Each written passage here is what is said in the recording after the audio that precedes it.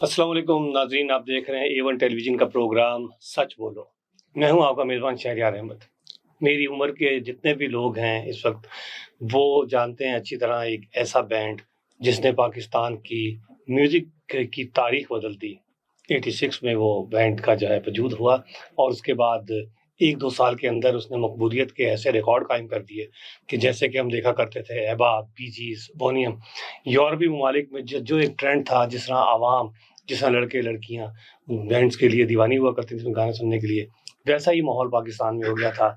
उस बैंड का नाम था वाइटल साइन और मेरे साथ मौजूद हैं उसके एक निहायत अहम रुकन जिन्होंने उस बैंड को आसमान की बुलंदी तक पहुँचाने में अहम किरदार अदा किया, गिटारिस्ट जनाब रिज़वान उल हक साहब। अस्सलाम वालेकुम। वालेकुम अस्सलाम शरीयत भाई, थैंक यू सो मच। बहुत शुक्रिया, हमारे चैनल में आप आए उसकी हमें बहुत खुशी है कि और जिस दौर में की मैं बात कर रहा हूँ अब तो जब आपने वहाँ से स्टार्ट लिया उसके बाद अब आप अपने बैंड पर आए हैं कि Rizwan ul Haq band with rock light. तो यहाँ तक का जो सफ़र है ये कितना सुहाना सफ़र है, इसमें आप क्या कहेंगे कि ज़िंदगी का सफ़र है ये कैसा सफ़र, कोई समझा नहीं, कोई जाना नहीं क्योंकि आपने जो एक मकाम और जो अरूज देखा उसकी लोग तमन्ना करते हैं रिज़वान साहब और तड़पते हैं लोग। और मैं आपको खुद बताऊं जब मैं देखता था कि आपके प्रोग्राम पीसी में और दूसरे इस्लामाबाद होटल में और जगहों पर होते थे तो टिकट नहीं मिलते थे, लड़के लड़कियों को चीखो पुकार करते थे वो, और मैं तरसता था कि सब दुनिया की जान की लड़कियां जो हैं आप लोगों के पीछे पड़ी हुई है और हमारे जैसे लोग पीछे रह गए। तो अपना जरा बिगिनिंग से जरा लीजिएगा। नहीं जरूर, आपने जो कुछ बातें की बड़ी सच्ची हैं बाय द वे। 90s में हम लोगों ने अपना मैंने आगाज किया वाइल्ड साइंस के साथ और 86 में दिल दिल पाकिस्तान रिलीज हुआ था। उस वक्त मैं नहीं था वाइल्ड साइंस में, तो पहला एल्बम जो था वो सलमान अहमद ने किया जो गिटारिस्ट थे उस वक्त। 90 अर्ली 91 में सलमान अहमद ने वो बैंड छोड़ा और अपना बैंड स्टार्ट किया जुनून के नाम से। और उस वक्त इत्तेफाकन मैं पाकिस्तान वापस आ गया था यूके से पढ़ के, तो रोहिल मेरा पुराना दोस्त था जो वाइल्ड साइंस, रोहिल हयात बिल्कुल जी। तो उन्होंने मुझे कहा कि यार let's give it a shot ना, आ जाए। मैं कहा डन है। अच्छा, थोड़ा सा मैं परेशान था ऑब्वियसली बिकॉज वाइल्ड साइंस एक ऑलरेडी एस्टैब्लिश्ड बैंड था, तो आई थॉट कि यार दिस इज अ चैलेंज क्या है कि मैं फिट होऊंगा, पीपल मुझे मतलब लोग एक्सेप्ट करेंगे या नहीं। बिकॉज देखिए जब चार एक शक्लें आती हैं वो एक आइडेंटिटी बन जाती है ना बैंड की। बिल्कुल सही है। तो एनीवे वो अल्लाह ने किया कि मैंने जब ज्वाइन किया वाइटल साइंस को 90 में और हमने जब सेकंड एल्बम रिलीज किया and it was a super hit जबरदस्त। और उसके बाद एक किस्म से समझें कि मैं वाइटल साइंस में बिल्कुल एक जेलन हो गया ना, पार्ट ऑफ द बैंड बन गया और लोगों ने मुझे बहुत खुशी से एक्सेप्ट किया वाइल्ड साइंस में। और मजे की बात ये कि जो मेरा जो स्टाइल ऑफ गिटार प्लेइंग जो है वो उस जमाने में भी वाइल्ड साइंस को शूट बहुत कर रही थी उनके म्यूजिक को। और कंपैरेटिवली उससे पहले सलमान थे बट सलमान की जो प्लेइंग थी ना वो एक रॉकिश टाइप प्लेइंग थी जो आपने जुनून में सुनी है। उनकी एक यूनिक साउंड है, उनकी एक अपनी अच्छी साउंड है, अपना स्टाइल। हाँ। तो लेकिन वो वाइटल साइंस के साथ सॉर्ट ऑफ जेल नहीं हो रही थी, मतलब जो आपका जॉनर था उसके हिसाब से उनके हाँ। तो वो मेरी जो गिटार प्लेइंग है, जो मेरा स्टाइल ऑफ प्लेइंग है, वो उनको बहुत सूटेबल लगा। एंड अल्हम्दुलिल्लाह इट वाज सेकंड एल्बम मैंने किया, it was a super hit album. सामदी सलोनी, तेरे लिए है मेरा दिल, hit songs in those days. अभी दे बिकम क्लासिक जो आज तक चलते हैं, वो आपके जो सॉन्ग्स हैं वो आज तक एवरग्रीन है जी। बिल्कुल, जिस तरह हम देखते हैं कि रफ़ी साहब के या किशोर साहब के गाने जो हैं दहाइयाँ गुजरने के बाद भी अपना मकाम कायम रखते हैं, उस तरह वाइटल साइन ने भी जो एक अंदाज दिया, एक स्टाइल दिया, वो तो अभी तक है, उसको तो कोई बीट नहीं कर सका। उसके बाद आप देखें आतिफ असलम है या अली ज़फ़र है या बहुत सारे और लोगों ने आपको देखकर आए इस फील्ड में। बिल्कुल शरीफ भाई, ये देखिए मैं आपको बताता हूँ, आतिफ असलम वगैरह तो हमारे बाद आए थे। एंड देखिए ये इनमें और हमारे में जो डिफरेंस है वो ये कि हम लोग as a band, as a unit आते थे। आपको याद होगा जुनैद, जमशेद, रोहेल हयात, शहजाद हसन, रिजवान उल हक। अब हम लोग आइडेंटिफाई होते थे एज अ बैंड। उसमें इम्पोर्टेंस बेशक सोलो जो वोकलिस्ट होता है उसको तो हमेशा एक इम्पोर्टेंस मिलती है, लेकिन हम लोगों का बैंड था जिसमें हर आदमी की एक अपनी पहचान थी for example me as a guitar player, मेरी एक अपनी पहचान थी, मेरी एक अपनी फॉलोइंग थी, मुझे फैंस मेरे अपने थे, जुनैद के अपने फॉलोअर्स, रोहिल के अपने फॉलोअर्स फैंस, शाही के अपने फॉलोअर्स फैंस.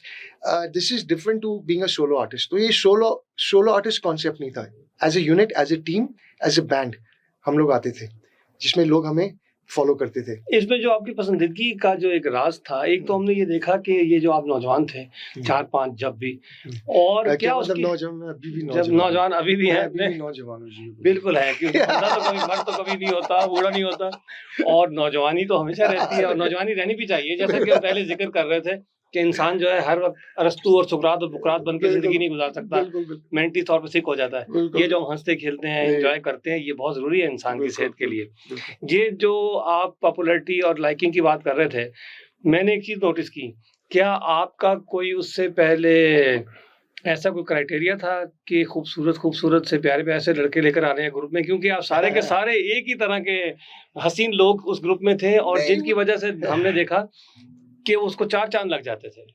वो एक कुदरती समझे एक चीज थी बेसिकली. ना कभी हमने सोचा था, हमने कभी ये नहीं सोचा था कि हम लोग गुड लुकिंग एज सच. हाँ, ये हमें पता था कि वे वेरी लकी, हम लोग बड़े फॉर्चुनेट हैं. हाँ, कि अल्लाह ताला ने हमें ये एक मुकाम दिया. और बट हमने कभी इस तरह नहीं सोचा कि हम लोग गुड लुकर्स थे. या हाँ, लोग जब कहते थे फिर हम सोचते थे यार बाकी में है ऐसा कुछ.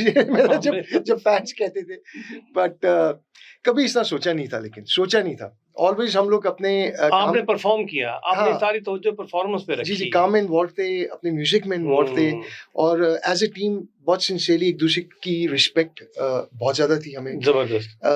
अगर कोई डिफरेंसेस थे भी तो वो हम लोग हमेशा professionally, as friends, as a family बात करके हमेशा हर चीज को सेटल करते थे. तो एक यूनिटी थी हमने. ठीक है रिजवान, आपके जैसा कि हमने देखा है कि इख्तलाफात होते हैं, वो तो इंसानी जिंदगी का हिस्सा है. कहा जाता है कि वो अगला मोड़ जुदाई का उसे आना है, वो तो आएगा. हम सलीम जावेद साहब को देखते हैं, उनकी जोड़ी भी आखिर टूटती है. फिर हम ये दुनिया में देखते हैं, म्यूजिक की दुनिया में, जैसे बी जीज, वाइटल साइन, एबा, ये बड़े बड़े मारूफ ग्रुप थे, ये भी आखिर में टूटे और अलहदा हुए.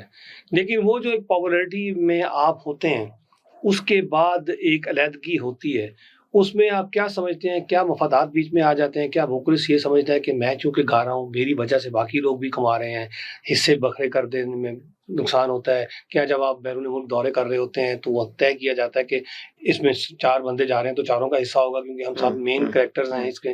तो एक्चुअली वजूहात क्या होती हैं? क्या कहीं ना कहीं ऐसा वोकलिस्ट के दिमाग में आ जाता है कि मेरी वजह से ये काम सारे कमा रहे हैं और ले रहे हैं, हालांकि हर एक शख्स की जो 2 लाइनें शेर की लिखता है, मैं समझता हूँ उसका भी उतना ही हिस्सा है किसी भी चीज की जो तख्लीक में. ये आपने बड़ी अच्छी बात की है, बड़ा अच्छा सवाल पूछा मुझे. देखिए, मैं आपको एक शरियार भाई इसके लॉजिक एक बताता हूँ कि one of the main reasons के बैंड क्यों टूटता है उसका प्रोफेशनली जी. एक आपने नाम बना लिया, आप टूरिंग कर रहे हैं, अगर आपके पीछे मैनेजमेंट सही ना हो ना बैंड के, बिकॉज जब आप इस लेवल पे आते हैं ना, प्रोफेशनल लेवल पे, फिर बैंड अपने आप को खुद नहीं मैनेज करता. आपके पास एक प्रॉपर टीम होती है मैनेजमेंट की, ठीक है, जो उस बैंड को मैनेज करती है. यानी कि वो वोकलिस्ट को बताती है, भाई सिंपल मैं आपको बताता हूँ कि भाई तुम्हारा ये काम है तो तुम्हारा इतना हिस्सा बनता है. रिजवान, तुम गिटारिस्ट हो, तुम्हारा रोल ये है तो तुम्हें इतने पैसे मिलेंगे. ये मैनेजमेंट कंपनीज या मैनेजमेंट को आना पड़ता है, इंटरवीन करना पड़ता है. फिर अगर वो प्रोफेशनल लेवल पे आके ये मैनेजमेंट ना हुए ना, डेफिनेटली बैंड टूट जाएगा. ठीक है, वो फिर तलखियां बढ़ती चली जाती हैं. बिल्कुल, बिकॉज देखिए आप इतने इन्वॉल्व होते हैं अपने म्यूजिक में, और जैसे आपने कहा कि वोकलिस्ट, बहुत दफा ये होता है कि वोकलिस्ट समझता है कि जी I am the main person, मेरी वजह से ये जो पीछे खड़े हुए हैं ना, ये मेरी वजह से हैं. When that is totally wrong. वो खड़ा हुआ है उनकी वजह से भी आगे, बिल्कुल, और वो वाइस वर्सा, सब एक दूसरे के साथ जुड़े हुए हैं. टीम है, बिल्कुल वो एक टीम है. जैसे कि मैच खेलना है आपने, क्रिकेट का अगर आप मैच जीतते हैं तो सिर्फ कप्तान को क्रेडिट नहीं जाता, तमाम खिलाड़ियों को जाता है, जो भी साथ होता है, जो ग्राउंड में होता है, सबको जाना चाहिए. मैं आपसे ये जानना चाहूंगा कि उस वक्त वाइटल साइन का कोई गीत जी, आप हमें उसको मुखड़ा कोई अंतरा सुनाइए, और उसके बाद प्रोग्राम के एंड पे आपका जो अभी है रॉक लाइट रिजवान हक बैंड, उसके हवाले से फिर जो है आपसे कुछ सुनेंगे. आपको याद होगा कि हमारा गाना था बड़ा चला था अभी भी एतबार। हाँ हाँ बिल्कुल, आज तक चलता है नौजवानों में तो खास तौर पर, जो नए नए मोहब्बत में दाखिल होते हैं उसको एतबार गाना ज्यादा सुनते हैं। बात भी कहती है कि ये हमारे वालिद हैं, इन्होंने ये गीत गाया था या एक्टिंग की थी या कोई भी ऐसा तख्लीक की थी। तो आपके नॉलेज में जब ये आपने सोचा कि मैं इस फील्ड में जाऊं और ग्रुप बना रहे थे, तो कहीं ऐसा एहसास था कि कहीं फेल हो जाएं या शायद ना चलें, या ऐसे इसको रूटीन में ले रहे थे, या कहीं था एक दिल में कुछ बात थी कि शायद हमें बड़ी मकबूलियत मिलेगी हमारे बैंड को? नहीं, एक तो बहुत अच्छी बात ये है इसमें कि मेरे पेरेंट्स बड़े सपोर्टिव थे म्यूजिक की। बेसिकली उनको पता था कि मुझे बहुत शौक है। तो जब पहले तो ऑब्वियसली मैंने यूनिवर्सिटी अपनी ख़त्म की, उसके साथ मैं म्यूज़िक कर रहा था। बट जब वाइटल साइंस की अपॉर्चुनिटी आई तो इट वाज डिफरेंट, बिकॉज देखें ये ऑलरेडी एक बड़ा मशहूर बैंड हो चुका था जब मैंने ज्वाइन किया था। तो माय पेरेंट्स सपोर्टेड, उन्होंने कहा ज़रूर, एंड मैंने ना सोचा ना कुछ, मैं जस्ट जंप्ड इनटू इट और मैंने बैंड ज्वाइन कर लिया। And to be honest, no regrets, never. और आज दिन तक बीइंग अ म्यूजिशियन एंड जितनी मैंने इज्जत कमाई और जो भी मैंने पैसा कमाया, जितना भी कमाया,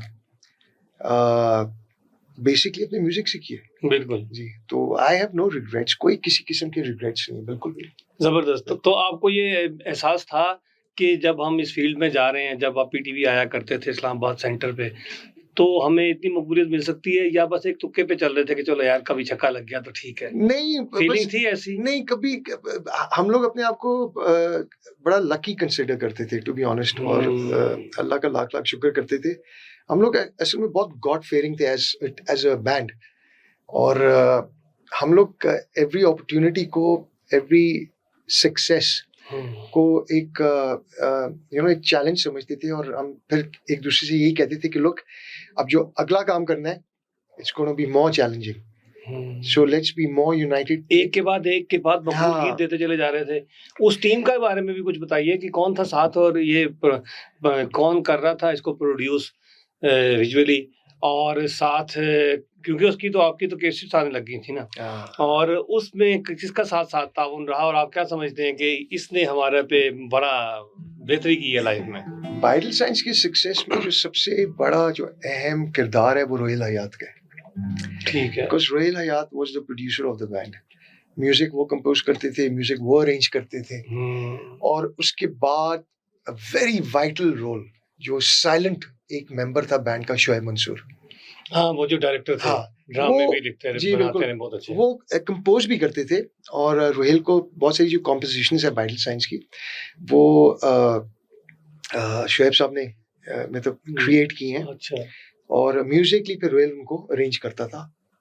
एंड लिरिकली जो पोइट्री है, वो शायरी जितनी भी आप सुनते हैं वाइल्ड साइंस के गानों में, वो शोएब साहब की है। शोएब साहब की शायरी। और जुनैद भी करता था कंपोज, कुछ गाने वो भी कंपोज करता था।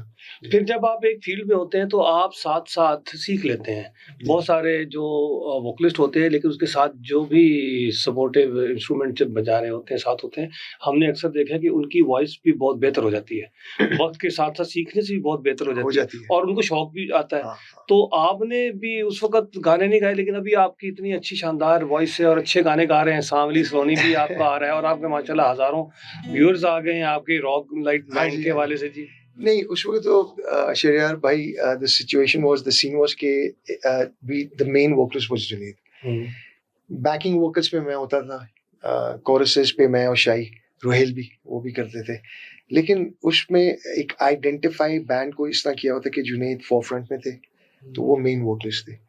और उस वक्त मुझे बहुत एक्सपीरियंस हुआ था, टू बी ऑनेस्ट। मैंने बड़ा कुछ सीखा वोकलिंग में, मैंने बहुत कुछ सीखा। बिकॉज आप वाली बात देखें, आप जब आप ये काम करते रहते हैं ना, और दिन रात करते हैं, अच्छा, experience counts a lot by the way.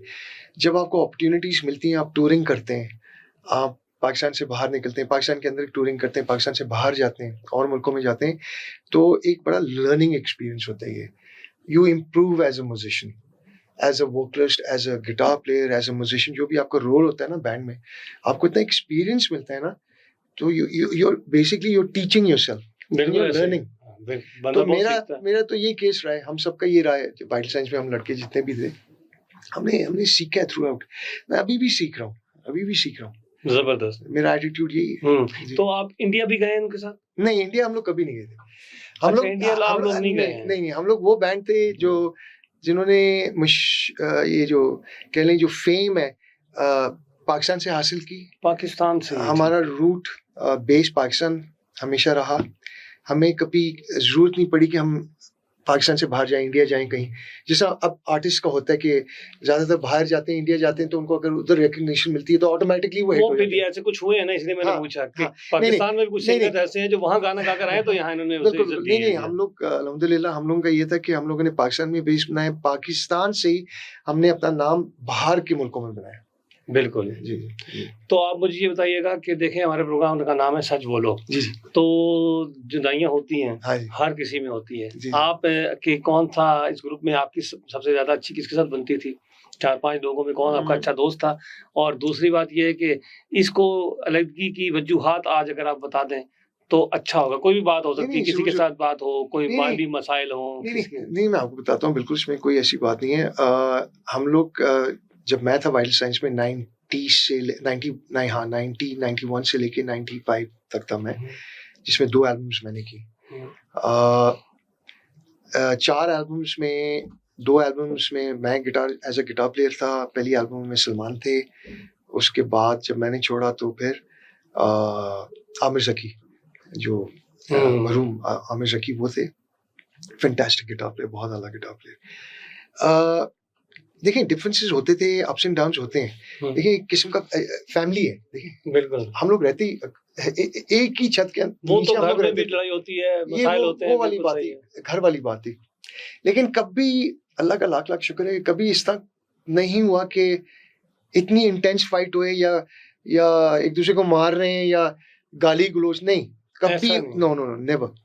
Differences होते थे, बट जैसा मैंने पहले जिक्र किया, हम लोग बैठ के उसको रिजॉल्व करते थे। मसाइल को। अच्छा, अब मैं आपको बताऊं उसका वजह जो वाइटल साइंस बिखर गया। एक पॉइंट आया, हमने फेम अरूज पे देखी, ऑनेस्ट टू गॉड। हमने जो फेम हमने देखी, आई वंडर के वो फिल्मी स्टारों को नहीं मिली होगी। हाँ, मतलब हमने इतनी फेम देखी। एक पीक पे आए हम लोग। हमें ये एहसास था कि ये फेम जो होती है ना, लाइक नथिंग लास्ट फॉरएवर। जिंदगी डजंट लास्ट फॉरएवर। ये तो एक short span of sudden fame था।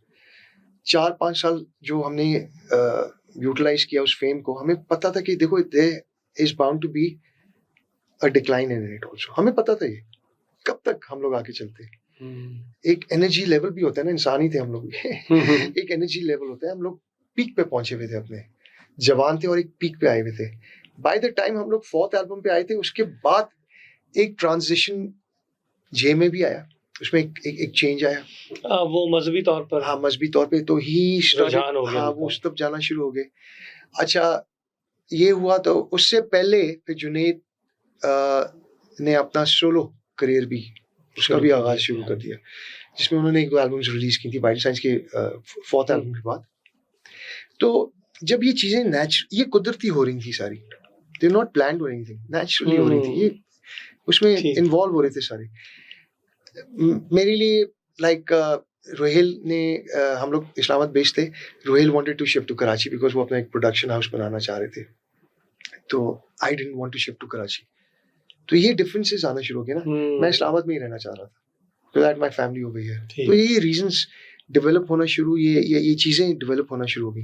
देन वी रियलाइज्ड कि यार ये नहीं अब जो जितना हमने कर लिया ना, इट्स मोर देन इनफ। अब इसको मजीद हम आगे पुश जबरदस्ती लेकर नहीं, कोई फायदा नहीं था। जो हुआ कुदरती तौर पे, वो नेचुरली हुआ, एक पीक पे आया, दैट्स इट। तो दैट इज द रीजन, वो एक मेन वजह है कि हम लोग क्यों अलग हुए। राइट। तो अभी जो लोग हैं वो आपके साथ इन टच हैं, वो पुराने दोस्त या नहीं, कोई क्या कर रहा है या कहाँ पर है? नहीं, जुनैद खुदा बख्शे, उससे मेरी होती रहती थी सलाम दुआ। जुनैद की तो साथ जुनैद ने सबके साथ रखी थी, शाही के साथ, रोहेल के साथ, सलमान के साथ। सलमान जुनैद बड़े अच्छे दोस्त थे।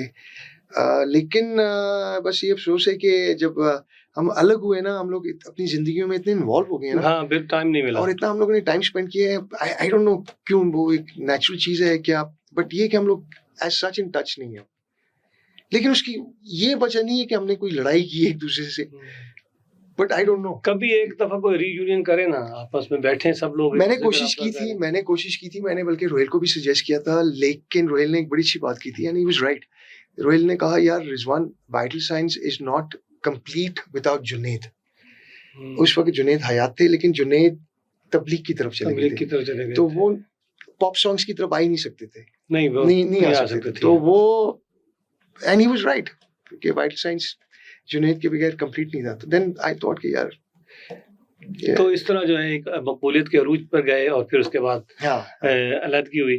तो अब आपका जो बैंड है इसके हवाले से बताएं, और आप जो है रॉक लाइट के हवाले से, और साथ उसका कोई गीत भी सुनाएं जो अब आप बना रहे हैं, इसके हवाले से बात करें। रॉक लाइट के हवाले से ये मैंने बैंड काफी अर्सा पहले बनाया था, लेकिन सीरियसली इसको मैंने अब आके सॉर्ट ऑफ लेके आया उसको लाइमलाइट में।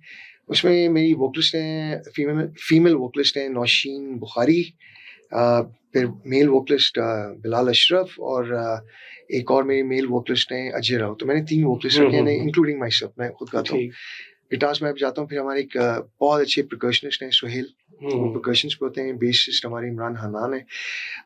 रॉक लाइट अब माशाल्लाह बहुत सही जा रहे हैं, डिफरेंट इवेंट्स हम लोग कर रहे हैं। 15 जून को इंशाल्लाह मैं जा रहा हूँ बहरीन, एक छोटे से शो के लिए, एंड उसके बाद फिर यूके का हमारा टूर है इंशाल्लाह। एक साहब है doctor Aamir Barni, based in the UK, and माशाल्लाह वो apart from being a professional doctor, वो पाकिस्तानी आर्टिस्ट को बहुत इंकरेज करते हैं to come to the UK, and तो he is very supportive of Pakistani music. तो एंड ऑल जॉनर्स, कवाली होगी, गजल होगी, पॉप हो गया सब। तो 14 अगस्त के हवाले से ही इज ट्राइंग कि हम लोग जाएं इंशाल्लाह, ठीक, या सितंबर में। तो चीजें आ रही हैं, जबरदस्त, ठीक हो गया। हाँ जी। तो मतलब अब आपका आगे जो सारा टाइम है वो मसरूफियत का वक्त है, तो आपसे अच्छे टाइम पे हमने जो है ना टाइम ले लिया। अब आप उसके बारे में कुछ आखिर में कुछ अपना सुनाइए बेहतरीन सी चीज। ये गाना है मेरा आवारगी। आवारगी काम आ गई, दीवानगी काम आ गई, दिल ने सुनी दिल की सुबह, दिल पे हुआ दिल मेहरबान, आवारगी काम आ गई, दीवानगी काम आ गई। एक प्यार था, इकरार था, चाहत भरा एसार था, एक बार देखा था तुझे, क्या नूर का दीदार था, वो रोशनी काम आ गई, दिल ने सुनी दिल की सुबह, दिल पे हुआ दिल में पार, आवारगी काम आ गई, दीवानगी काम आ गई। तू मेरी जान, मैं तेरी जान, इतनी सी है ये दास्तां, एक ख्वाब जैसी थी जगह, मैंने किया सजदा जहां, वो बंदगी काम आ गई, दिल ने सुनी दिल की सुबह, दिल पे हुआ दिल मेहरबान, आवारगी काम आ गई, दीवानगी काम आ गई। जबरदस्त रिजवान साहब, बहुत अच्छा लगा। वाइटर साइन की तरह अल्लाह करे आपका ये जो है राइड भी कामयाबियों की जो है मनाजिल तय करे। नाजरीन, सर्कुलर प्रोग्राम में आज हमारे बड़े मोअज़्ज़ज़ मेहमान और टॉप के जो हैं group member of vital sign, उनका सफ़र आपने वाइटल साइन से लेकर रॉक लाइट तक अभी देखा। हम सब इनके लिए दुआ गो हैं। ये हमारे प्रोग्राम में तशरीफ़ लाए, इनका बहुत बहुत शुक्रिया। अपना ख्याल रखिएगा। अल्लाह हाफ़िज़।